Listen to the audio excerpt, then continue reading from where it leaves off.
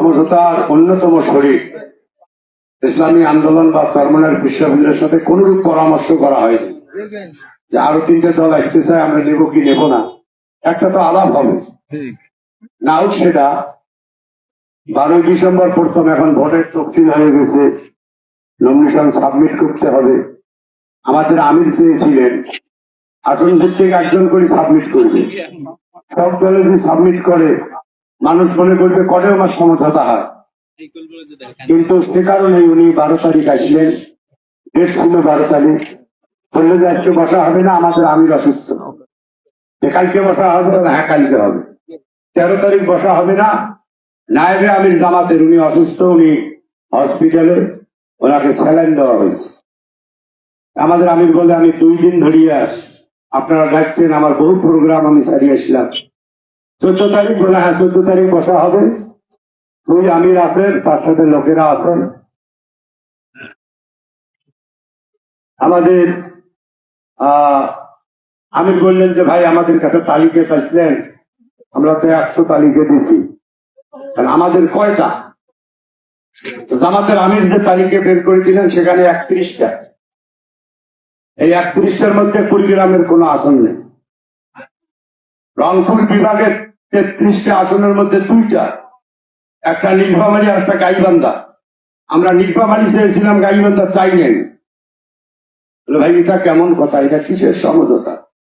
দ্বিতীয় চরমনে আমার হাত পাখার 2জন চেয়ারম্যানই করতেছে, আওয়ামী লীগের সময় তারা নির্বাচিত হয়েছে, তখন আর জরিপে তো আপনাদের ভোট নাই। এই কথা বলিয়া প্রথম আলো জরিপ কিন্তু টাকা দিয়ে হয়। এখন জরিপ এখন ধরনের হয়তো দেখেন 1% কম ভোট আপনাদের, সেই হিসেবে তো আপনাদের যথেষ্ট দেওয়া হয়েছে। উনি বললেন যে ভাই কুড়িগ্রামের 4টে আসনের যদি আমাকে 2টা না দেন, রংপুরে একটা, দিনাজপুরে একটা, সব মিলে অন্তত আমাকে 60টি আসন দিতে হবে। আর যেগুলো দিচ্ছেন এগুলো আমার বাঁচি নেওয়া না, এগুলো আমি ফেল করবো। সমঝোতা যদি হয় আমাকে কমপক্ষে 50 বাঁচি নিতে দেবেন। বললেন যে ঠিক আছে। পরের দিন আবার বসা হয়েছে, সেদিন আমাদের ফয়জুল করিম হুজুর আসছেন। আমাদের আমির বলছেন আমরা ছিলাম সব প্রার্থী। উনি বললেন যে এদের এই ভাব দেখি আমি ফয়জুল করিমকে বললাম, না এটা আমি, তুমি তো ভাই বরিশালে আসো, আমার তো 3 রাত থেকে ঘুম হয় না, আমরা মনে হয় এদের কাছে ন্যায্যতা পাবো না। এরপরে নায়েবে আমির আসছেন, ওদের নায়েবে আমির বলে আপনাদের 40টা দেওয়া হয়েছে। বলে ভাই ধ্যান তো ধীর, 40টার কি আছে, 40টা তো কুড়িগ্রাম। বলে এটা কি রকমের ভাই? আর 40টা যেগুলো দিচ্ছেন সমঝোতা মানে আমি যেখানে পাশ করব সেখানে আমি বাঁচি নেব, আপনি আমার উপর চাপে দেবেন কেন? আমার কুড়িগ্রাম 2 দিতে হবে। ওখানে প্রিন্সিপাল সাহেব, আলিয়া মাদ্রাসার অনেক ছাত্র, উনি ইমাম সমিতির সভাপতি, হাজি সমিতির সভাপতি, শিক্ষক সমিতির সভাপতি, তার বহু ছাত্র আছে, উনি আমাদের এখানে কাজ করতে চাই, আসন দিতে হবে। বলে যে না ওটা পাবেন না, ওটা আমরা এনসিপি কে দিয়ে দিছি, ওটা আন্তর্জাতিক বিষয়। তাই নাকি? আন্তর্জাতিক বিষয় তো আমি জানবো না, আমাদের জানাবেন না? মানলেন এটা? আমার উলিপুর দেন। বলে না উলিপুর পাবেন না। বলে কেন পাবো না? আমার ডাক্তার, MBBS, একবার উনি MP হয়েছেন, ও আসন খুব সম্ভাবনা হয়। বলছে না ওটা 1 বছর আগে লন্ডন থেকে আমরা ব্যারিস্টার আনছি, সালেহি কাজ করতেছে, সে MP হবে, সে মন্ত্রী হবে, ওটা পাবেন না। পাবো আমি কোনটাতে? আমার সিলমারি দেন। বলে না সিলমারি চান কিভাবে? ওটা তো আপনাদের আসন না। 1986 সালে অ্যাডভোকেট সিরাজুল সাহেব ওখানে জামাতের MP হচ্ছিল, আপনারা সে আসন চান কিভাবে? নায়েবে আমির বলে তাহলে আমি আসন সমঝোতার নামে বান্দরবান আর খাগড়াছড়িতে ভোট করবো। এটা কি রকমের কথা? পরবর্তীতে জানা গেল তারা লোগো থেকে আকিমুদ্দিন, আল্লাহর কোরআনের আয়াত, আল্লাহর নাম, জামাতের যেটা লোগো ছিল সেটা বাদ দিয়ে দিছে। আমেরিকা বলছে সরিয়ে করতে চাইলে তোমার সাথে আমরা নাই, বরং নায়েবে আমির কাজ করছে, বলছে যে আমাদের বলছে আমেরিকা তোমাদের সাথে এমন একটা দল আছে যারা সরিয়ে চায়। সরিয়ে তো ভাই হিন্দু মুসলমান সবার জন্য। ভারতে 800 বছর মুসলমানেরা শাসন করছে শরিয়ার মাধ্যমে। খাজা মঈনুদ্দিন চিশতিকে বলছে আনতা সুলতানুল হিন্দ, আপনি হলেন এই হিন্দুস্তানের রাজা। যদি মুসলমান হয়ে এমন ন্যায্যতা থাকে তাহলে আমার হিন্দু রাজার কোনো দরকার নেই। চরমনাই ইউনিয়নের মধ্যে আজ থেকে 25 বছর ধরে চরমনাই হুজুরের ছেলেরা চেয়ারম্যানই করতেছে। আমি নিজে গেছি, ঘুরছি, তারা বলছে চেয়ারম্যানের ছেলেদের কোনোদিন এই চরমনাই হুজুরের ছেলেদের কেউ চেয়ারম্যানের থেকে নামাইতে পারবে না। সব দল এক হয়েও ভোট পাইছে 6000, আর চেয়ারম্যান বর্তমান বিশ্ব হুজুরের ছোট ভাই পাইছে 13,000। আমি কই কেন বাহে? কোন জায়গায় এই ধরনের চেয়ারম্যানই করতে পারে না। বাড়িতে খাবার নাই, খাবার দেয়।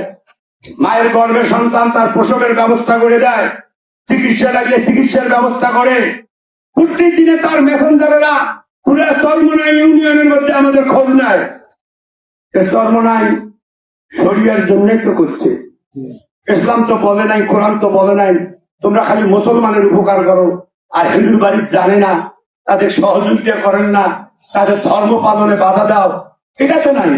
শরিয়া মানে হিন্দু মুসলমান বৌদ্ধ খ্রিস্টান সবার জন্য শরিয়া। আল্লাহ বলছে তোমরা তোমাদেরটা সুন্দরভাবে পালন করো, মুসলমানের ধর্ম সুন্দরভাবে পালন করবে। লাইক রাহাফের জন্য ধর্ম নিয়ে কোনো বাড়াবাড়ি নেই, জবরদস্তি নাই। এটার নাম তো শরিয়া। সঙ্গত কারণে আমাদের সমঝোতা আর হলো না। অনেকটা ইচ্ছাকৃত করে চরমনাইকে সেখান থেকে বের করে দেওয়া হলো, আর এখন মাঠে ময়দানে সরিয়ে দেওয়া হয়। হ্যাঁ, 10 দিন থাকতে পারে, ওরা না পাই কে, তাইলে আমরা ভালো নয়। এবার দেওয়ানগিরি বেশি। কাহিনী হলো যা ঘটালো সেটা হলো তাদেরকে বের করে দেওয়া। সম্মানিত উপস্থিতি, আমরা ভোটের ময়দানে আছি। আমি যেখানে ভাষণ দিচ্ছিলাম আমি বলছিলাম ইসলামের মার্কা দুইটা, একটা হাত পাকা, একটা দাড়ি পাল্লা। দুইজনের একজন থাকবে। সব মানুষেরা বিশ্বাস করছিল। ঠিক আমাদের যেদিন ডাকছিল আমি বলছিলাম সাবলাগুলিকে দিতে দেন, আমি চাই না আমাদের উলিপুরের আসনটা আমাদেরকে। ডাক্তার সাহেব সম্ভাবনাময় একজন প্রার্থী, বহু মানুষের তিনি উপকার করছে, জানে মালে উপকার করেছে, কিন্তু হয় নাই। এখন আমরা ভোটের মাঠে আছি, আমাদের মা বোনেরা আছে এখানে। ওই হাত পাকা মার্কা কাউকে চিনি দেওয়া লাগে না ইনশাআল্লাহ। এটা ঘরে ঘরে আছে, এটা সবাই জানে। আপনারাও যারা আছেন এখানে, শুধু আমার মুজাহিদ নয়, দলের লোক নয়, হাত পাকা শান্তির প্রতীক। হাত পাকার নেতা কর্মীরা কোনোদিন টেন্ডারবাজি করবে না, দুর্নীতি করবে না, দালালি করবে না, আপনাদের উপরে ক্ষমতার দাপট দেখাবে না। তারা কোন সময়ের জন্য কারো প্রতি অন্যায় আচরণ করবে না। আসনটা ঠান্ডা থাকবে ইনশাআল্লাহ। আপনারা শুনবেন, আলিয়া মাদ্রাসার প্রিন্সিপাল, এখানে ছাত্র আছে, কেমন লোক, আমার ৭৭ জন সহকর্মী, তাদের কাছে শুনবেন এবং জানবেন। আপনারা চ্যানেল দিয়ে বলবেন যে আলিয়া মাদ্রাসার প্রিন্সিপাল বহুজনে বহু কথা কয়, 53-54 বছরে যা হয় নাই, আমাদের যদি যাওয়ার সুযোগ করে দেন 5 বছরে আমরা সেটা সব করে দিতে পারবো ইনশাআল্লাহ। আমাদের খেতে হবে না। 2 বার হজ করছি এমপি হলেও আপনাদের 1 জর্রা পরিমাণ কোনদিনই অন্তরোধ হবে না। দেখে দিতাম সারা বাংলাদেশে এমপি কাকে কয়, মানুষের সেবা কিভাবে করা যায়, মানুষ কেন পরের বার সেই এমপি কে চায়, এটা দেখে দেওয়ার নিয়ত আছে। আমি ফুলবাড়িবাসীকে অনুরোধ করব, আপনারা সুযোগ দেন, আস্থা রাখেন। মা বোনদের বলবো শান্তির প্রতীক হাত পাকা, আপনারা হাত পাকার দাওয়াত ঘরে ঘরে দেবেন। অন্য সব মার্কা দেখা শেষ, এবার হাত পাকার বাংলাদেশ। আল্লাহ তাআলা আমাদের তৌফিক দান করুন।